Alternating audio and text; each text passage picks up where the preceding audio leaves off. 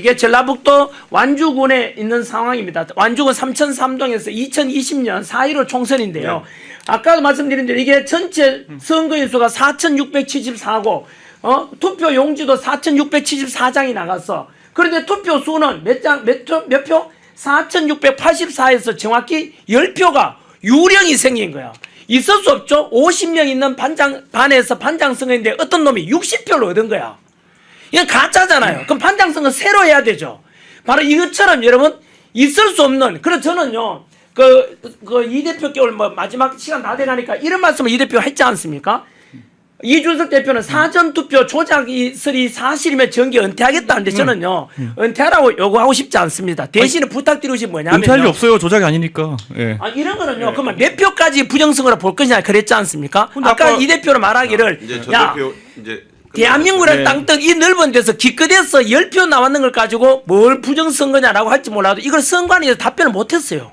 이거는 이미 네, 됐으면 이제 시간 됐으니까. 네, 아무튼 그래 저는 이 대표께 정계 은퇴하지 말고 할 일 이걸 없어요, 좀 개선해 달라는데 목소리를 좀 내달라고. 전환길 대표가 네. 동탄 당선이 부정선거였다는 거 증명하실 저는 그 말 한 적이 없다고 그러니까 했잖아요. 아니죠, 그러니까 그거는. 그래, 저 오늘 경찰 조사받고 하고 똑같은 이야기 했어요. 저는 이 대표가 자꾸 음모론일 하니까 음모론일 하는 사람들이 부정선거 알겠습니다. 당선자가 아닌가라고 지적했지. 예, 알겠습니다. 저는 그 이 대표가 동탄 지역 선거인 줄 몰랐어요. 네? 고발하는 바람에 알았어요. 아니 그리고 제가 있잖아요. 제가 설명했잖아요. 저는 사전투표 졌다니까 이번에. 그래 어쨌든 간에 저는 이 제가 조작된 대표한테 사전투표 이겨야 되잖아요. 부정성으로 당했다고 그러니까 말하지 지금, 않고 예. 그냥 있잖아요. 음모론이라 하는 사람이 전체 뭉뚱그려서 부정성으로 당했는지 아니냐라고 이야기한 거예요. 예, 그걸 예. 또 고발까지 해놨더라고. 그건 뭐 해놓으신 말로 판단하기 지금 뭐 어떻게 하신다 되는 거 아니에요 그거. 어쨌든 그래 뭐 그거 가지고 고발까지 해놨어요. 알았어요. 오늘 제가 보고 판단할게요. 걱정 마세요. 그 하시고 저는 뭐 이거 지금 상당히 국민들이 궁금해할 게 뭐 지금까지 부정선거 주장하시는 분들이 뭐 한 80가지, 107가지 이런 경우에 따라 분류하기 따라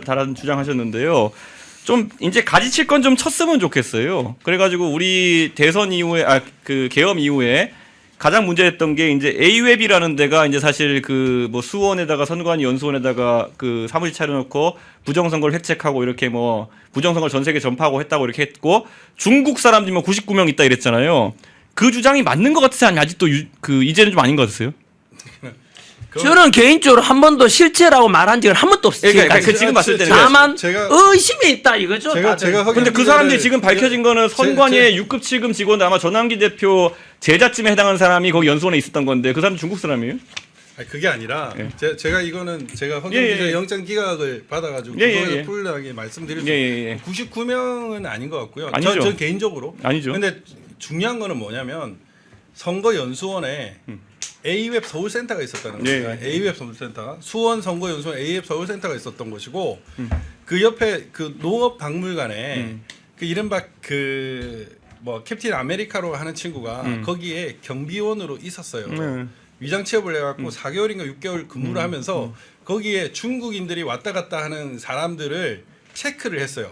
그래서 사람 도장을 찍었고 그리고 또 봤더니 거기에 또 그 선거연수원이 외국인 공동 숙소였던 거예요. 근데 그 외국인 공동 지금 숙소였던 거예요. 인용하시는 캡틴 아메리카라는 분은 어쨌든 나중에 문제돼서 구속되시고 아니 그러니까 그 사람이 문제가 됐다는 건 이미 알고 있었고 그러니까 그분은 신빙성이 없는 분이니까. 아니, 근데 그러니까 중요한 거는 그건 됐고 시간이 지금 하니까 네. 하고 네. 그리고 예전에 보면 또 중국산 뭐 화웨이 장비가 선거하는 난 등장했다 해서 이렇게 의혹 제기하시는 분들이 있었어요. 근데 그때 선관위 직원이 가가지고 혹시 지금 테더링 핫스팟 켜가지고 화웨이 하는 거 아니냐 그랬더니 뭐 화웨이가 없어졌다 그러는데 이거 또 이제 없애도 되는 의혹이죠? 화웨이 장비. 아니요. 화웨이 장비는 제가 사진 찍은 건데 예. 제가 와이파이로 찍었습니다. 네. 와이파이로 찍으니까 화웨이가 뜨더라고요. 근데 화웨이라는 건 그 아까 말한 것처럼 아니 그 구로에도 떴고 서울시 선관위에도 그게 화웨이가 떠가지고 그게 이제 핫스팟으로 켜놓은 다음에 화웨이 아니냐 이런 거잖아요. 아니 그러니까 화웨이를 본 적이 있습니까? 뭘 본다는 거예요? 아니 그러니까 화웨이가 저는 뭐- 대한민국에서 와이파이 이렇게 한 번씩 켜는데 한번 저 슬라이드 돌려주시겠어요? 제가 지금 화웨이 만들어 드릴까요? 제가 아니, 테더링 하면서? 아니 그렇게 일부러 만든 게 아니죠. 그러니까 화웨이를 뭘 보셨는데? 한번 이게 중국 화웨이입니다. 중국 화웨이. 예. 그리고 여기 보면은 요 QR 코드가 있고요. 예. 이 비스카미로 이것도 나중에 알겠는데 이것도 통로라는 그런 의미예요.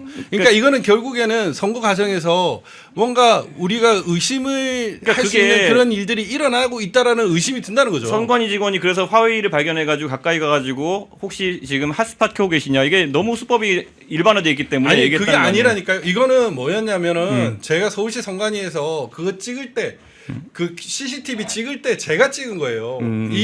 이거는 그게 아니라고요. 그러니까 그 개표장에서 일부러 화해를 켜도가 아니고 제가 그때 이제 자 그러면 화해를 관외 사전투표 막 집어넣는 자 그럼 박 변호사님 말씀 네. 받다 치고 화해가 있어 그럼 뭘 할 수 있는 화해가? 화해가 왜 있습니까? 그러니까 저는 없다고 보는데 있으면 뭐가 아니, 돼요? 의심이 든다는 거죠. 왜 중국산 와이파이가 우리나라 선거를 하는데 그게 계속 잡히냐고요. 그건 아까 말했지 테더링을 켜면 그렇게 되는 거고. 아니 그러니까 테더링을 터도 일부러 화웨이라고 한 게 아니라 실제로 중국인이 거기에 관련돼 있다는 얘기 아닙니까? 그런데 그러면 왜 선관위 직원이 그분한테가 얘기한 다음에 화해가 없어졌다고 나오죠?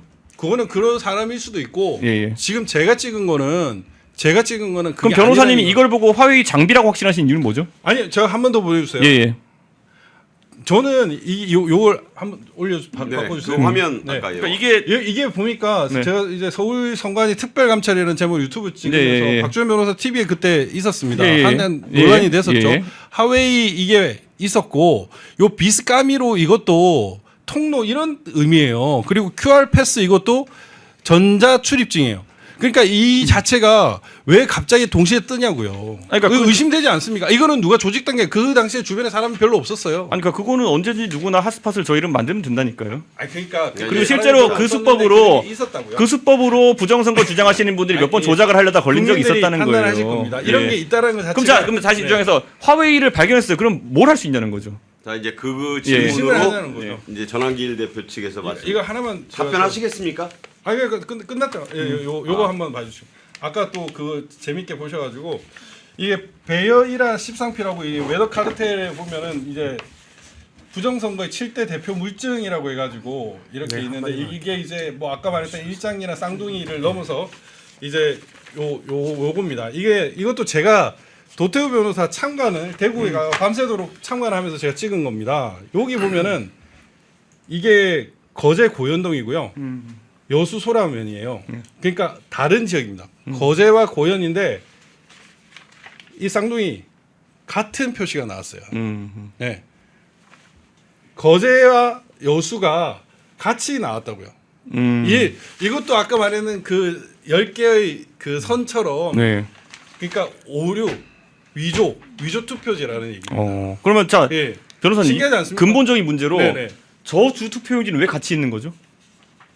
그 도태우 그 후보의 그 관외 사전 투표였거든요. 관외 사전. 관외 사전 투표였거든요. 그거를 근데 왜 저분이 갖고 있죠, 변호사가?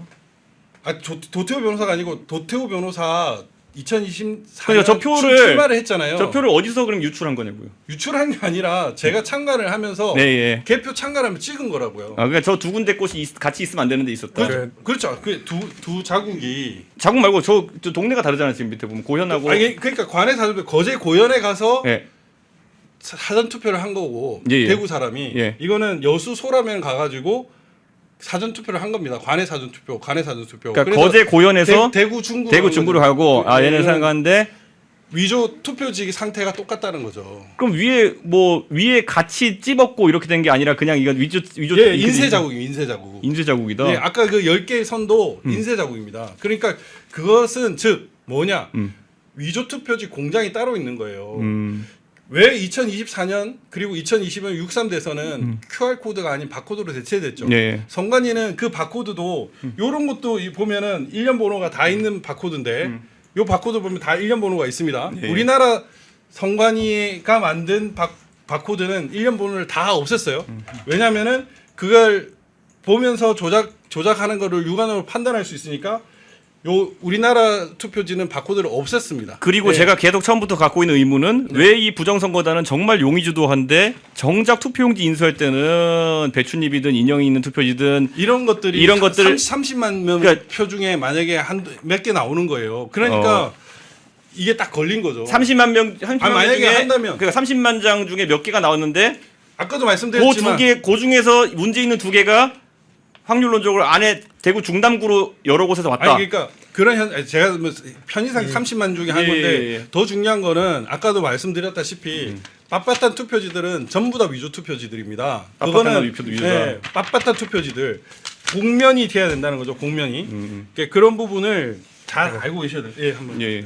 그 사실 오늘 이 모든 걸 논리적으로 다 연결해 가지고 설명하기는 사실 힘든 겁니다. 국민 여러분들도 그리고 이준석 네. 대표님께서도 그래서 하나하나의 낱개의 지적이나 이런 것보다는 우리가 왜 이거를 오늘 밤에 거의 7시간 가까이 지금 이렇게 공방을 벌이고 있는지에 대한 그 이유를 아셔야 될 것 같아요. 예. 그거는 선거제도 개선입니다. 가장 첫 번째가 계속 나오는 이야기지만 사전선거 투표할 때 투표용지에 투표관리가 한 도장을 인쇄를 해서 대량 위조가 가능하게 만드는 거를 그냥 원상태로 원래 있는 법률대로 개인 도장을 투표관리한 개인 도장을 찍게 하고요. 그다음에 당일 투표도 선관위가 만들어준 도장을 찍어서 다시 가져가지 말고 그냥 개인 도장을 찍으면 됩니다. 그게 지금 부정 선거 조작을 없애는 가장 중요한 방법, 그것은 없앨 수 있는 방법이고요. 개인 도장은 위조가 안 되기 때문에 개인 도장은 그렇죠. 일단은 자기가 적기 때문에 자기가 아주 적기 가져와서 때문에. 네. 위조를 하려면 다 할 수는 있죠. 근데 자기 개인 도장을 가져와서 찍기 때문에 다 달라요. 그러니까 이 선거 선관위는 카르텔은 도장 위조는 할 수 없다. 선관위가 가져 찍는 거는 예. 그냥 그 선거구 이름만 적혀 있는 예. 찍고 그냥 가져가거든요. 일단 그거하고 두 번째는 전자개표기는 없애야 됩니다. 이렇게 많은 의혹을 만드는 전자개표기 독일이나 프랑스나 캐나다나 지금 선거를 실시하고 있는 데서 전자개표기를 사용하지 않는 그 모두가 투명하고 그리고 모두가 이해할 수 있는 그리고 눈으로 확인할 수 있는 그런 옛날 방식으로 수개표를 하면 모든 의혹은 없어집니다.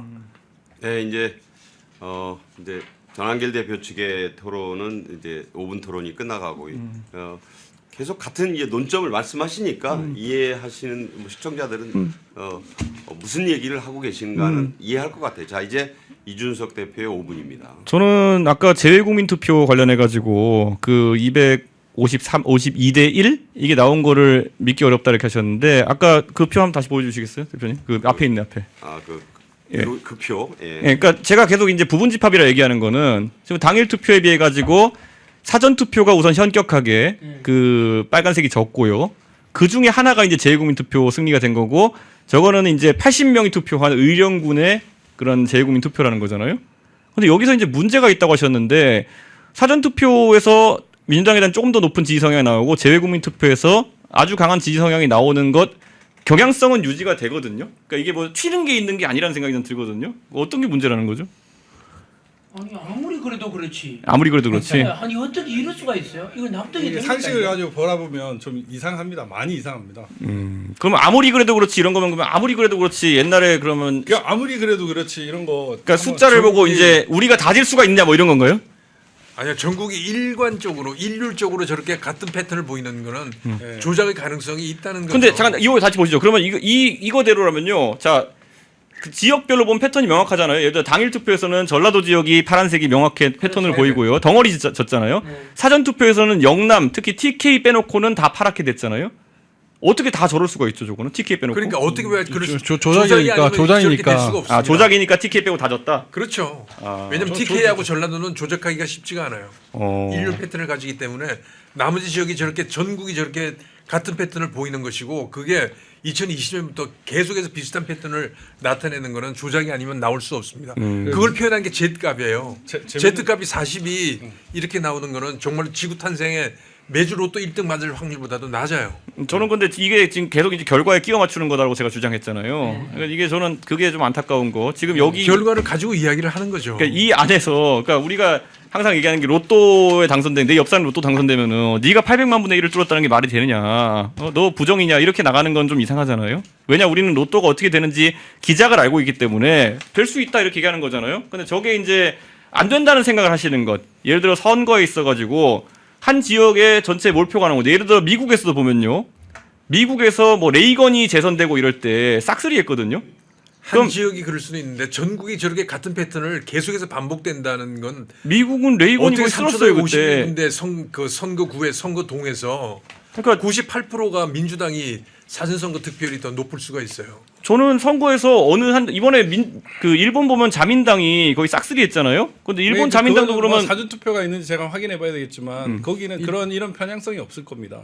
근데 어떻게 지금 그 의혹의 일본 근본은 사전선거를 뭐냐면은 조작하기 한 당이 어려워요. 싹쓸이 할 수 있냐가 의혹의 근간이잖아요. 그러니까 그런 차원이 아니잖아요. 우리나라는 제외 사전 그리고 당일 관내와 간내 이게 엄청난 차이가 나는 거죠. 이런 갭은 통계학적으로는 그럼 이건 어떻게 보세요? 상식적이 아닌 옛날에 우리가 사전 투표제도 그 관내 이런 게 있기 전에는 부재자 투표라는 제도가 있었죠. 네네네. 근데 부재자 투표 때도 싹쓸이 했던 거 아시죠? 부재자 투표도 부정선거의 여지가 있었습니다. 아, 그것도 부정선거다. 아니 그래서 그 트럼프 대통령이 우편 투표, 부재자 투표 이런 것들이 부정의 원산이라고 얘기를 하는 근데 거죠. 지금까지 그럼 부재자 투표에서는 여당이 우세한 경우가 그러니까 보수 진영이 우세한 경우가 많은데 그거 전부 다 부정선거였다. 대한민국에서. 아니 전부 다라고 얘기를 하지 않았고 예. 부정선거가 일어날 수 있는 확률이 높다. 왜냐하면 제가 계속 얘기한 게 아까도 예. 말씀드렸지만 사각지대가 많을수록 잠깐 이거 한번 부정 개입 가능성이 큽니다. 이거 한 번만 잡아주십시오. 이게 20대하고 21대 총선 사전하고 당일 선거 득표율 비교한 거거든요. 20대 총선에는 비슷해요. 관내 사전하고 당일에. 네? 새누리도 비슷합니다. 21대부터 극한적으로 달라지기 시작하는 거예요. 그리고 이게 지금까지 계속되고 있는 거예요. 관내 사전이요? 예. 그게 지금 아까 보신 그 파란색, 빨간색 일쭉 완전히 전국이 이상한 패턴을 보이는 20대 총선이 제가 뛰었던 선거인데 저것보다 차이가 많이 났거든요. 그때 관내 사전 선거 다시 한번 기억하시지만요. 보여주시죠. 그거는 전체를 보면 그렇다는 거죠. 그때 20대는 민경훈 의원이 건게 그 20대잖아요. 21대죠. 21대 총선이고. 아 21대 21대 민경훈 됐을 때. 16년. 아 16년 때는 당연히 그때는 없었죠. 20년부터 그러니까 21 맞습니다. 21대부터 확 벌어진 건 맞죠. 그렇죠. 근데 그 전에 제가 얘기한 게 21대랑 20대 사이에 사전 투표를 하지 말자 운동이 있었던 거 인정하셨잖아요. 근데 우리는 영향력이 없다. 아니요. 있더라도 일부가 있는 거고 15만 내에서는 그게 희석이 된다는 거고 그리고 그게 일부 지역구에서는 그렇게 나타날 수 있지만 전국이 비슷한 패턴을 보이면서 그렇게 나타나는 건 아까 전에 맞잖아요. 유튜브로 불가능. 계속 유포하신 게 전국 단위였잖아요. 불가능하다는 거죠.